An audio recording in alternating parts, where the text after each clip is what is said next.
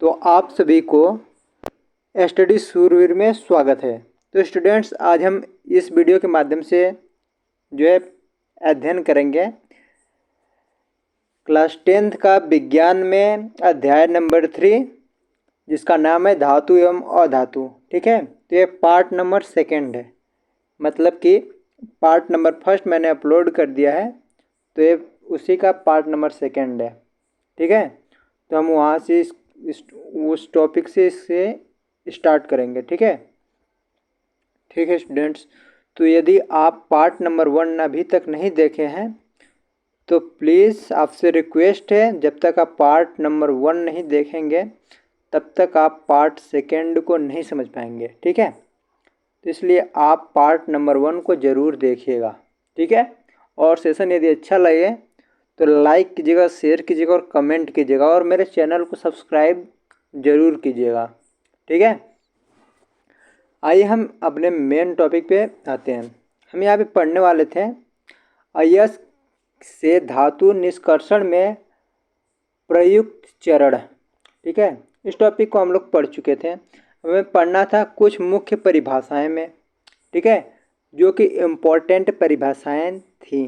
ठीक है, तो जैसे पहला है गैंग। गैंग किसे कहते हैं, या गैंग की परिभाषा लिखिए, या फिर गैंग और वर्जन में अंतर बताइए। ऐसे एग्जाम में क्वेश्चन आते हैं। ठीक है, तो हम यही जानेंगे आज कि गैंग क्या होता है, निस्तापन क्या होता है, अपचयन क्या होता है। इन सभी में अपचयन, वर्जन, निस्तापन, गैंग में अंतर पूछ लेता है। ठीक है, इनकी परिभाषाएं पूछ लेता है 2 नंबर 4 नंबर के। ठीक है, तो आइए हम इसे स्टार्ट जानेंगे। गैंग, पृथ्वी से खनिज अयस्कों में रेत, मिट्टी आदि जैसी कोई अशुद्धियां पाई जाती हैं। ठीक है,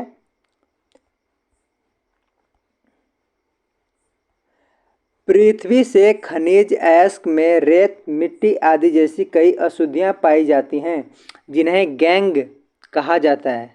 ठीक है, गैंग, पृथ्वी से खनिज अयस्क में रेत मतलब बालू या मिट्टी वगैरह लगा रहता है आदि जैसी कोई अशुद्धियाँ पाई जाती हैं। वो शुद्ध नहीं होता है, वो अशुद्ध होता है, उसे शुद्ध करना पड़ता है, तो उसे बहुत तरह से उसे शुद्ध किया जाता है। ठीक है, अशुद्धियाँ पाई जाती हैं तो उन्हीं अशुद्धियों को ही गैंग कहा जाता है। ठीक है, गैंग क्या होता है, गैंग की परिभाषा है पृथ्वी से खनिज अयस्कों में रेत, मिट्टी आदि जैसी कई अशुद्धियाँ पाई जाती हैं, जिन्हें गैंग कहा जाता है। आई होप आपको क्लियर हो गया होगा। ठीक है, अब आ गया वर्जन। ठीक है, तो वर्जन क्या होता है, वर्जन की परिभाषा दीजिए, या फिर गैंग और वर्जन में अंतर लिखिए, तो आप ये सब लिख सकते हैं। ठीक, तो आ गया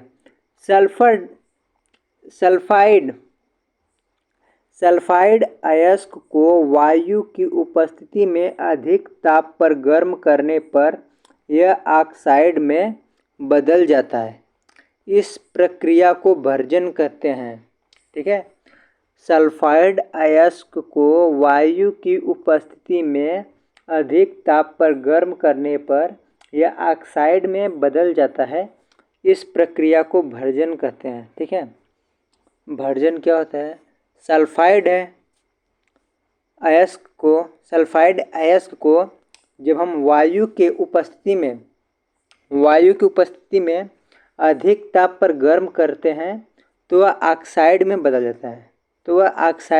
बदल जाता है। इसी प्रक्रिया को वर्जन कहते हैं।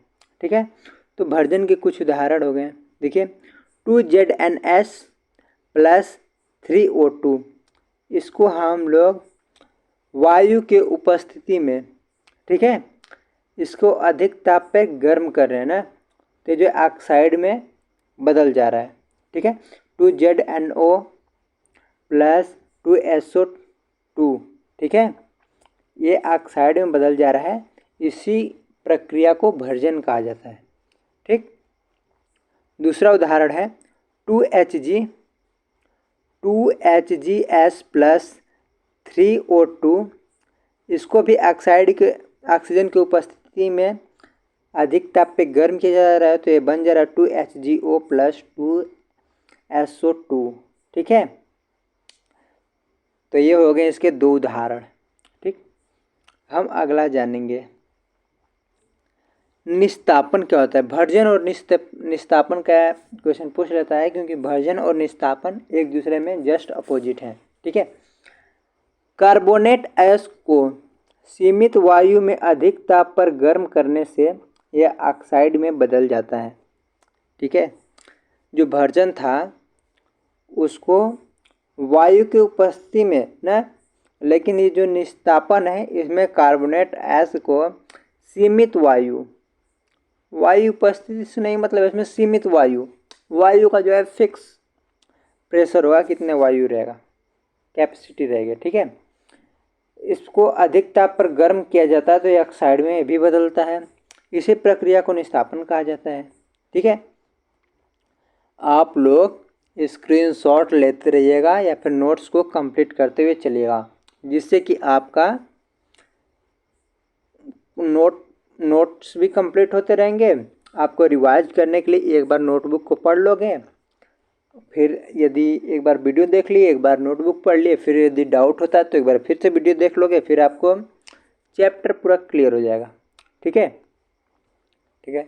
निस्तापन कार्बोनेट ऐश को सीमित वायु में अधिक ताप पर गर्म करने से यह ऑक्साइड में बदल जाता है। इस प्रक्रिया को निस्तापन कहा जाता है। ठीक है, निस्तापन कार्बोनेट ऐश को सीमित वायु में अधिक ताप पर गर्म करने से यह ऑक्साइड में बदल जाता है। इस प्रक्रिया को निस्तापन कहा जाता है। उदाहरण में हो गया हमारा ZnCO3, इसको अधिक ताप पे जब गर्म किया जा रहा है तो हो जा रहा है ZnO+CO2। ठीक है, ठीक है, आपको क्लियर हुआ होगा। अब अगला है अपचयन। अपचयन तो धातु ऑक्साइड में कार्बन जैसे अपचायक और अपचायक का उपयोग कर धातु प्राप्त की जा सकती है। धातु ऑक्साइड में कार्बन जैसे अपचायक का उपयोग या प्रयोग करके धातु प्राप्त की जा सकती है। ये हो गया अपचयन या अपचायक बोल लीजिए। ठीक है, धातु ऑक्साइड से कार्बन जैसे अपचायक का उपयोग कर धातु प्राप्त कर किया जा सकता है, उसी को अपचायक कहते हैं। अपचायक का ये हुआ है, क्या है, यूज है। अपचायक क्या करता है? ठीक है, अपचायक के प्रयोग से हम धातु प्राप्त करते हैं। ठीक है, ठीक है, ये डिफिनीशन नहीं होगा, लेकिन हाँ लिख सकते हैं डिफिनीशन में भी, क्योंकि इसका मेन जो है मेन जो सिनेरियो है इसका यही है कि अपचायक धातु ऑक्साइड से कार्बन जैसे अपचायक का उपयोग कर धातु प्राप्त की जा सकती है। ठीक, जैसे में हो गया ZnO+C, इससे बनेगा Zn+CO। ठीक है, ठीक है, क्लियर। यदि सेशन आपको पसंद आए, अच्छा लगे, यदि आपको इससे हेल्प मिले तो आप मेरी भी हेल्प कर दीजिएगा। वो हेल्प आप कैसे करेंगे? आपसे अच्छे तरह से और कोई नहीं जानता। आप इस सेशन को लाइक कीजिएगा और कमेंट कीजिएगा कि आपको सेशन कैसा लगा, और इसे शेयर भी कर सकते हैं अपने दोस्तों को, जिससे कि उन लोगों की भी प्रिपरेशन हो सके। और मेरे चैनल को सब्सक्राइब तो ज़रूर कीजिएगा, क्योंकि मेरा ये न्यू चैनल है, अभी स्टार्ट कर रहा हूँ धीरे धीरे। अभी थोड़ी थोड़ी गलतियाँ हो सकती हैं मेरे से, इसलिए माफ़ कीजिएगा, क्योंकि अभी बेस स्टार्ट कर रहा हूँ ना, तो अभी मुझे पता नहीं कैसे पढ़ाते हैं। लेकिन हाँ, अपने तरफ से मैं आपको फुल बेस्ट देना चाहूँगा। ठीक है, आगे आ गया 4th नंबर जो है धातुओं का परिष्करण। धातुओं का परिष्करण, ठीक है, ठीक है। तो धातुओं से अपद्रव्य को हटाने के लिए सबसे अधिक उपयोगी विधि विद्युत अपघटनी परिष्करण है। ठीक है, धातुओं से अपद्रव्य को हटाने के लिए सबसे अधिक उपयोगी विधि विद्युत अपघटनी परिष्करण है। अगर पूछ देगा कि धातुओं से अपद्रव को हटाने के लिए कौन सी विधि सबसे अधिक उपयोगी है, तो सबसे अधिक उपयोगी जो है विधि उसका नाम है विद्युत अपघटनी परिष्करण है। ठीक है, क्लियर है जी।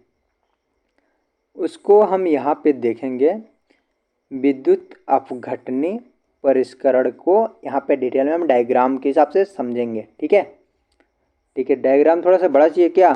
ले लो, बड़ा ले लो। आपकी स्क्रीन पे अच्छे समझ में आना तो चाहिए, इसलिए मैंने डायग्राम को थोड़ा सा बड़ा कर दिया।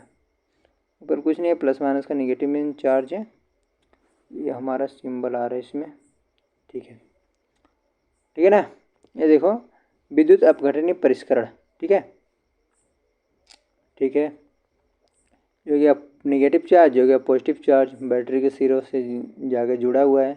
आप देख ही सकते हो, ये बैटरी है, पॉजिटिव एंड निगेटिव टर्मिनल है। ये भी पॉजिटिव एंड निगेटिव टर्मिनल, ये निगेटिव है, ये पॉजिटिव है, ये पॉजिटिव है, निगेटिव है। ठीक है, ये धन आयन है बैटरी का, और ये जो है ऋण आयन है बैटरी का। ठीक है, इतना क्लियर है? हाँ। अब इसमें क्या देखेंगे, जो पॉजिटिव टर्मिनल्स होते हैं, जो धन आयन होते हैं बैटरी के सिरे, उसको एनोड बोलते हैं। ठीक है, और जो ऋण आयन होते हैं उसे कैथोड बोलते हैं। ठीक है, ठीक है। जब हम लोग बैटरी के दो वायरों को, यदि हम लोग Cu2+ आयन में यदि अम्लीय CuSO4 का विलयन बनाया जाए और उसमें हम लोग एक पॉजिटिव टर्मिनल और एक निगेटिव टर्मिनल को ऐड किया जाए और दोनों को एक स्विच से अटैचमेंट कर दिया जाए, ठीक है, पॉजिटिव निगेटिव से, तो ये क्या होता है कि ये इसमें टैंक अपद्रव एनोड पंख, ये है एनोड पंख, ये है टैंक अपद्रव। ठीक है, आप ये इसे अच्छे से देखिएगा एक बार। ठीक है, अभी आपको मैं नीचे सब कुछ बता रहा हूँ। फिगर हो गया क्लियर? देख लो इसमें क्या है फिगर में।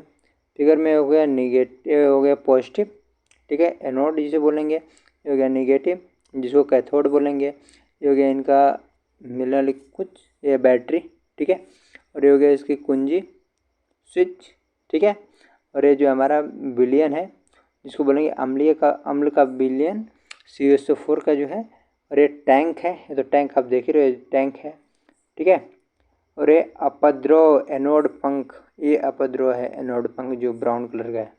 ठीक है, इतना क्लियर है? अब आइए नीचे हम देखेंगे विद्युत अपघटनी का परिष्करण, ये यहाँ पे है, ये यहाँ थोड़ा सा बड़ा हो जाए, या ऑफ कोर्स। ठीक है, देखिए एनोड पर अशुद्ध ताप, एनोड पर अशुद्ध ताप, कैथोड पर शुद्ध ताप तांबा, सॉरी, एनोड पर अशुद्ध तांबा, कैथोड पर शुद्ध तांबा, विलयन CuSO4 प्लस तनु सल्फ्यूरिक अम्ल सूक्ष्म मात्रा में, ठीक है, मतलब कम मात्रा में। एनोड पर जो है अशुद्ध तांबा का लेप किया गया है और कैथोड पे जो है शुद्ध तांबे का लेप किया गया है, और जो विलयन था उससे बोलेंगे अम्लीय विलयन था CuSO4 का, प्लस में तनु सल्फ्यूरिक अम्ल था, ठीक है, जो कि बहुत ही कम मात्रा में था। ठीक है, ठीक है। यहाँ पे नेक्स्ट, विद्युत अपघट्य से जब विद्युत धारा प्रवाहित की जाती है तब एनोड से अशुद्ध धातु विद्युत अपघट्य में घुल जाती हैं। ठीक है, विद्युत अपघट्य से जब विद्युत धारा प्रवाहित की जाती है तब एनोड से अशुद्ध धातु विद्युत अपघट्य में घुल जाती है। ठीक है, नहीं समझ में आया? एक बार फिर समझो। विद्युत अपघट्य से जब विद्युत धारा प्रवाहित की जाती है तब एनोड से अशुद्ध धारा विद्युत अपघट्य में घुल जाती है। जितने भी एनोड में मतलब पॉजिटिव टर्मिनल में अशुद्ध धारा रहती हैं वो जो है अपघट्य में जो है घुल जाती हैं, मिलन में घुल जाती हैं। ठीक है, जब विद्युत धारा को प्रवाहित किया जाता है। ठीक, क्लियर? यस। उतने ही मात्रा में शुद्ध कॉपर विद्युत अपघट्य से कैथोड पर निरपेक्षित हो जाती है, मतलब चला जाता है, ठीक है, निरपेक्ष कर जाता है। ठीक है, उतनी ही मात्रा में शुद्ध कॉपर विद्युत अपघट्य से कैथोड पर निरपेक्ष हो जाता है, चला जाता है, ठीक है, ट्रांसफर हो जाता है, ठीक है ना। अविलेय अशुद्धियाँ एनोड तली पर निक्षेपित होती हैं, जिसे एनोड पंख कहते हैं, ठीक है, ठीक है, बिल्कुल ठीक है। उतनी ही मात्रा में शुद्ध कॉपर विद्युत अपघट्य से कैथोड पर निरपेक्ष हो जाती है। अविलेय अशुद्धियाँ एनोड तली पर निरपेक्षित होती हैं, जिसे एनोड पंख कहते हैं, ठीक है। अब यहाँ से आ गया 5th नंबर, जो कि मोस्ट इम्पोर्टेंट है, संक्षारण। संक्षारण क्या होता है हमने आज पढ़ेंगे। इसको बोलते हैं रियोलाइजेशन, क्या बोलते हैं इसको, अंग्रेजी कुछ और बोलते हैं। इससे होता है क्षरण वगैरह, मतलब कि जंग वगैरह लगता है, रस्टिंग ऑफ आयरन वगैरह हो गया, इसका उदाहरण है, ठीक है। ये पढ़ेंगे हम लोग इसमें, ठीक है ना, ठीक है। और पहले पढ़ें तो क्या है। धातुओं अपने आसपास अम्ल, आर्द्रता एवं वायु आदि के संपर्क में आने पर संक्षारित हो जाती हैं, धीरे धीरे नष्ट होने लगती हैं। सिंपल सी भाषा में सुनो, धातुएं जो होती हैं अपने आसपास अम्ल, आर्द्रता एवं वायु आदि के संपर्क में जब आती हैं, जब धातुएं अम्ल, आर्द्रता और वायु हवा के संपर्क में आती हैं, तो वो धीरे धीरे नष्ट होने लगती हैं, ठीक है, संक्षारित हो जाती हैं, धीरे धीरे संक्षारित होने लगती हैं, ठीक है। तो कैसे कैसे संक्षारित होती हैं उसके बारे में जानेंगे। अब धातुओं में कुछ इंपॉर्टेंट धातु हैं, सिल्वर हो गया, कॉपर हो गया, लोहा हो गया। इनका संक्षारण कैसे होता है, कैसे नष्ट होती हैं। अब सिल्वर हो गया तो सिल्वर कैसे नष्ट होगी, सिल्वर में तो जंग लगता ही नहीं, तो कैसे नष्ट होगा, अब ये जानेंगे सिल्वर को। वायु में उपस्थित सल्फर के साथ अभिक्रिया कर सिल्वर सल्फाइड बनाता है, जिसके कारण वस्तु काली हो जाती है, ठीक है। सिल्वर का क्षरण होता है, ठीक है, रंग भी बदलता है। कब, जब वायु में उपस्थित सल्फर के साथ अभिक्रिया करता है। जब सिल्वर वायु में उपस्थित सल्फर के साथ जब अभिक्रिया करता है तो वह सिल्वर सल्फाइड बनाता है, जिसके कारण वस्तु काली हो जाती है। जो सिल्वर होता है, चांदी होता है ना, वो काला हो जाता है। चांदी तो चमकती है एकदम चांदी की तरह, ठीक है, लेकिन वो जब वायु में उपस्थित सल्फर के साथ जब अभिक्रिया करती है तो सिल्वर सल्फाइड बनाती है। उसी सिल्वर सल्फाइड के ही कारण जो है, जो चांदी होता है, जो सिल्वर होता है, वो काली हो जाती है, ठीक है। इतना क्लियर है, क्लियर ही रहेगा और क्या है। अब कॉपर है, तांबा जिसे बोलते हैं हम लोग। कॉपर आर्द्र कार्बन डाइऑक्साइड के साथ अभिक्रिया करके हरे रंग का कॉपर कार्बोनेट बनाता है, ठीक है। कॉपर आर्द्र कार्बन डाइऑक्साइड के साथ जब अभिक्रिया करता है तो यह हरे रंग का कॉपर कार्बोनेट बनाता है, और उसी तरह धीरे धीरे ये क्षरण हो जाता है, ठीक है, क्षय होने लगता है इसका, ठीक। अब आ गया हमारा लोहा। लोहा आर्द्र वायु में लोहे पर भूरे रंग के पदार्थ की परत चढ़ जाती है। आर्द्र वायु में लोहे पर भूरे रंग के पदार्थ की परत चढ़ जाती है, जिसे जंग कहते हैं, जिसे रस्ट बोलते हैं अंग्रेजी में बोले तो, ठीक है। आर्द्र वायु में लोहे पर भूरे रंग के पदार्थ की परत चढ़ जाती है, जिसे जंग कहते हैं, ठीक है। संक्षारण से सुरक्षा, अभी जो संक्षारण हो रहा है इनका, इनसे सुरक्षा कैसे होता है, इनसे बचा कैसे जा सकता है, तो कैसे होगा, इसमें ग्रीस लगाएंगे, तेल वगैरह लगाएंगे, ठीक है, जिससे इनका क्षरण होना कम हो, ठीक है। लेपन वगैरह करेंगे, पेंट वगैरह करेंगे, यही सब आएगा ना इसमें, तो अभी हम पढ़ेंगे, ठीक है। देखिए संक्षारण से सुरक्षा कैसे होगी। लोहे को जंग लगाने से बचाया जा सकता है। अब जो लोहा है उसको जंग लगने से बचाया जा सकता है। हम लोग अपने आसपास में खुद देखते हैं कि लोहे को जंग लगने से बचाने के लिए क्या क्या प्रयोग किया जाता है। लोहे में पेंट कर दिया जाता है, लोहे में ग्रीस वगैरह लगा दिया जाता है, तेल लगा दिया जाता है, ठीक है, लेपन वगैरह किया जाता है ना, और उसको जो है नमी से बचा कर रखा जाता है, ठीक है। तो यही से हम लोग आज जानेंगे कि लोहे मतलब संरक्षण से सुरक्षा कैसे होगा। तो संरक्षण से सुरक्षा तो होगा, लेकिन लोहे को जंग लगने से बचाया जा सकता है, ठीक है। पेंट करके, तेल लगाकर, ग्रीज लगाकर, यश लेपन करके, ठीक है, क्रोमियम लेपन द्वारा, एनोडीकरण या मिश्र धातु बनाकर, ठीक है। ये सभी चीज़ करने पर जो है लोहे का जंग लगने से बचाया जा सकता है, लोहे को जंग लगने से बचाया जा सकता है, ठीक है। इतना क्लियर है? हाँ। यशद लेपन, यशद लेपन, ठीक है, लोहे एवं इस्पात को जंग से सुरक्षित करने के लिए उन पर जस्ते मतलब जिंक की पतली परत चढ़ाई जाती है। इसे यशद लेपन प्रक्रम कहते हैं, ठीक है। यशद लेपन क्या होता है? लोहे और इस्पात को जंग से सुरक्षित रखने के लिए उन पर जस्ते मतलब जिंक की पतली सी परत चढ़ाई जाती है, जिसे यशद लेपन प्रक्रम कहते हैं, ठीक है। अब यशद लेपन क्या है जान गए हम लोग। लोहे और इस्पात को जंग लगने से बचाने के लिए उसके ऊपर जिंक की मतलब जस्ते की पतली सी परत चढ़ाई जाती है, उसी को यशद लेपन प्रक्रम कहते हैं या फिर यशद लेपन कहते हैं, ठीक है। ठीक है, अगला टॉपिक हमारा मिश्र धातु। अब आ गया मिश्र धातु में हम लोग आ गए, ठीक है। मिश्र धातु के बाद आप सभी को वेलकम है। इसी के बाद हमारा चैप्टर ओवर हो जाएगा, चैप्टर नंबर 3 खत्म हो जाएगा, ठीक है।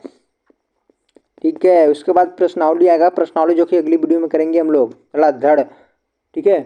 तो प्रश्नावली पे नज़र नहीं मारना है मैं, ठीक है, प्रश्नावली पे नज़र नहीं मारने दूंगा आप लोगों को, प्रश्नावली के एक भी क्वेश्चन नहीं देखने दूंगा।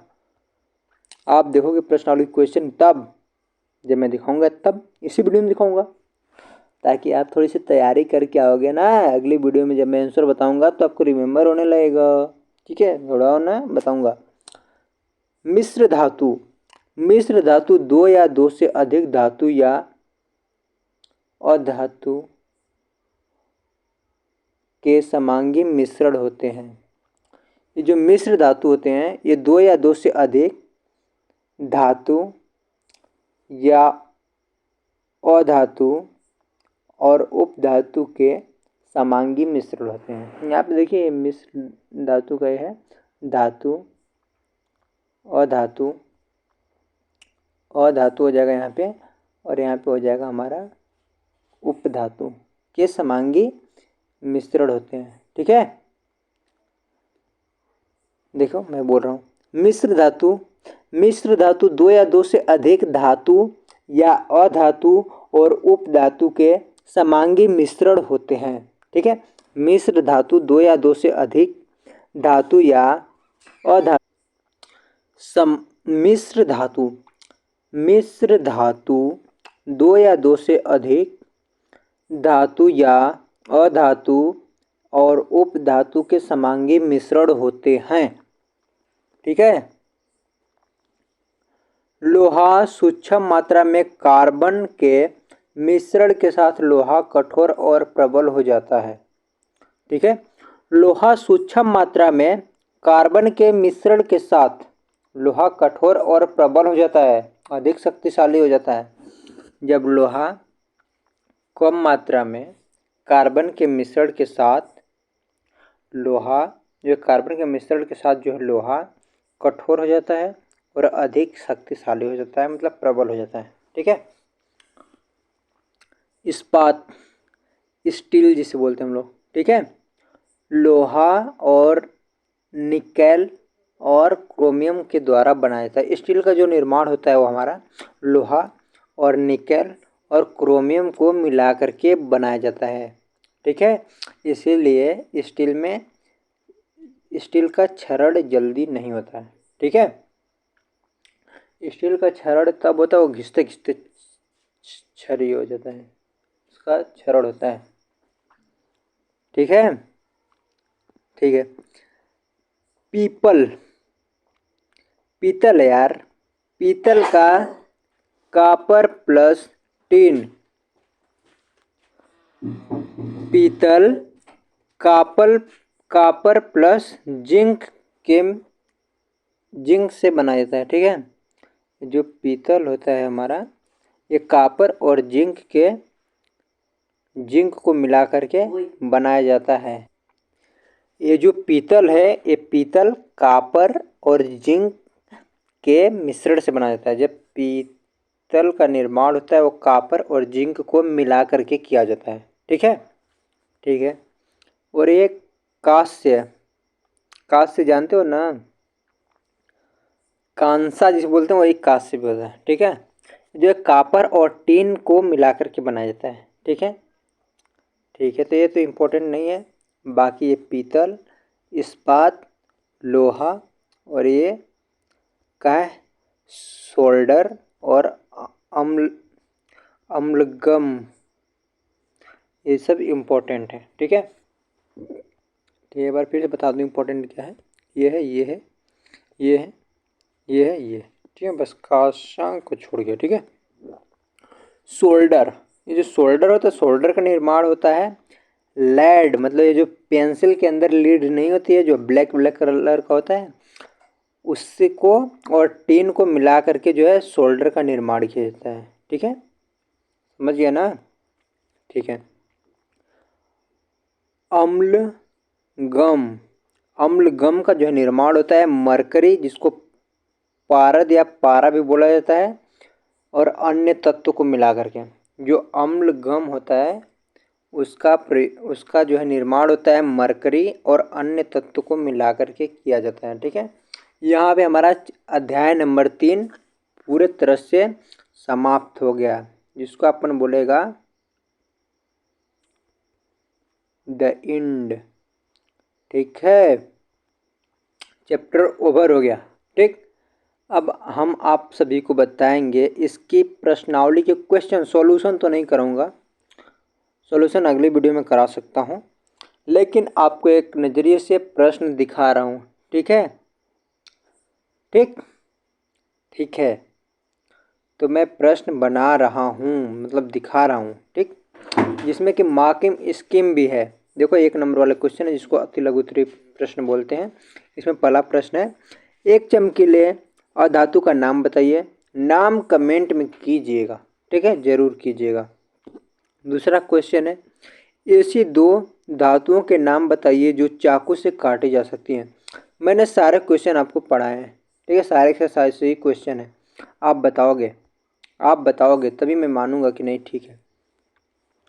एक तत्व अपने परमाणु के बाहरी कोश में से जितने इलेक्ट्रॉन प्राप्त करता है या देता है उसे तत्व की, 1 मिनट, बड़ा क्वेश्चन है, थोड़ा छोटा करना होगा। एक तत्व अपने परमाणु के बाहरी कोश में से जितने इलेक्ट्रॉन प्राप्त करता है या फिर देता है या त्याग करता है, ठीक है, तो तत्व की उसे क्या कहते हैं।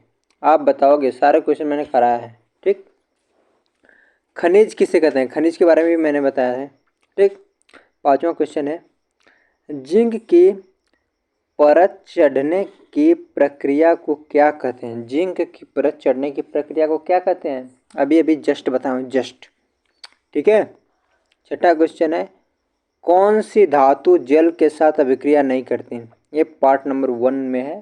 ठीक है, आप पार्ट नंबर 1 देखोगे तभी इस क्वेश्चन का उत्तर दोगे, आंसर दोगे। ठीक है, ये 7वां क्वेश्चन है, अधातु कौन सा आयन बनाती है। अधातु जो है धनायन बनाता है या ऋणायन बनाता है, आपके पास ऑप्शन है। आप बताओगे धनायन बनाता है तो क्यों बनाता है, ऋणायन बनाता है तो क्यों बनाता है। सारे एक्सरसाइज में मैंने कराया है। ठीक है, ठीक है। अगला क्वेश्चन है 8वां, मिश्र धातु कांसा और के मिश्रण से बनता है। कांसा किसके मिश्रण से बनता है, इसे मैं आपको दिखा दूं, अभी भी बताया हूँ, इसीलिए देख लो। कांसा है, ये इंपॉर्टेंट नहीं है, लेकिन यहाँ पे एक्सरसाइज में पूछ दिया, जो कि कॉपर और टिन से बनाया जाता है। ठीक है, तो यही मैं बता रहा हूँ कि आपके सारे क्वेश्चन जो है एक्सरसाइज से हैं। आप यदि अच्छे से पढ़ोगे तभी आप इसके आंसर दोगे। ठीक, क्वेश्चन नंबर 9 है, ऐसी दो धातुओं के नाम बताइए जिन्हें केरोसिन में रखा जाता है और क्यों रखा जाता है। तो मैं इसको हिंट दे रहा हूँ। एक इनको केरोसिन में इसलिए रखा जाता है, मतलब मिट्टी के तेल में, क्योंकि ये ऑक्सीजन से रिएक्ट करके जलने लगती हैं। अब आप बताओगे क्या है नाम, सोडियम वगैरह होगा। अब पता नहीं क्या है, आप बताओगे। ठीक है, क्वेश्चन नंबर 10 है, कॉपर, सिल्वर, एल्युमिनियम को अभिक्रियाशीलता के बढ़ते क्रम के अनुसार लिखिए। मैंने लिखा था, ठीक है।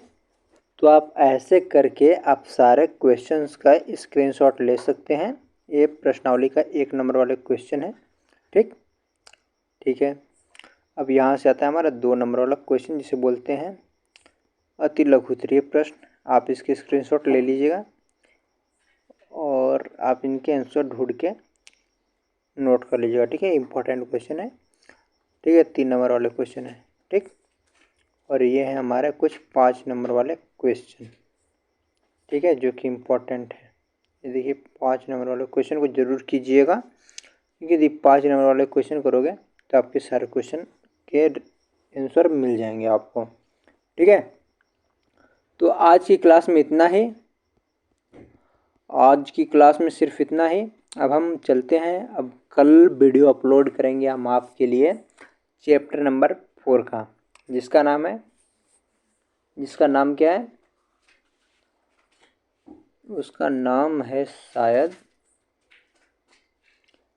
Carbon and it's component, carbon और एवं इसके यौगिक करके है ऐसे ही। तो हम उसके बारे में अध्ययन करेंगे। यदि आपको ये सेशन अच्छा लगे तो प्लीज़ लाइक कीजिएगा, शेयर कीजिएगा और चैनल को सब्सक्राइब ज़रूर कीजिएगा।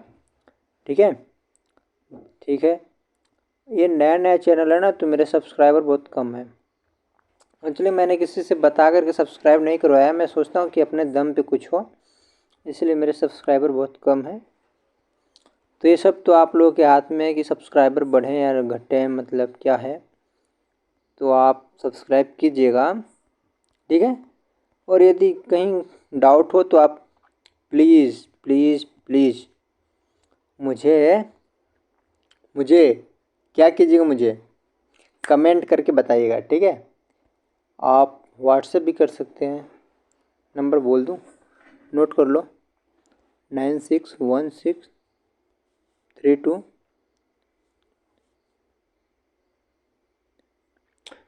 961632। आप नोट कर लीजिए, 9616323410। ठीक है, इस पर आप व्हाट्सएप कर सकते हैं। कॉल नहीं उठाई जाएगी, आपका सिर्फ व्हाट्सएप